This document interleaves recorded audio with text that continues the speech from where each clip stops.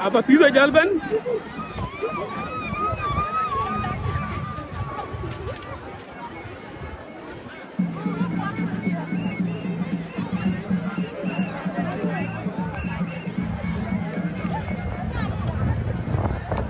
Ay bor ay coba.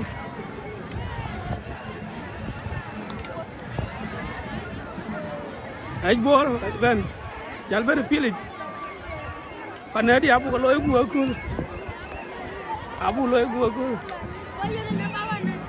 Hah? Pati jalung di red. Apa kan loy gua? Aku aja jual nambah di. Naran ngapa pati itu?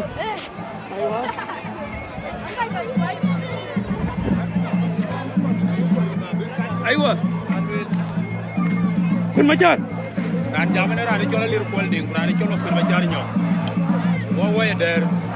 Gelwel ku ne ko le. E ko le mi ga jor goj. Que la tine ko le. Wo boy kay mrir ter. Que to jor goj. Ka ci jalba kol. A ci pal roti. E man kol wala ko le to. A ci ran da pinga ke de. Ke ce jor goj. Jor ko ni ga to mrir tin ben. Amane we daya la ke birane jol akola ngok. Rani jol kele bakoy. Rani jol manoy. Ke bi ko lo yale. Aba changin we bai ko e ko pinum. Ani jol no ton. Oi ton. Aja ba nyong chu. Aywa. Nan di ko rom ya. Wan bo juba. Yuro gari.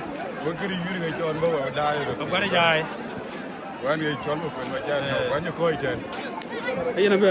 Oi ton ni jalle. Aru fi ga dera ga ko je kon de wur. Ga de ga to wur de man. Ga to madina jini jin ga yofi. So wai chu ga lay wa ko ma dai ke. Do mi ga de dai ke. Sokoron duwa. Ayani to leja.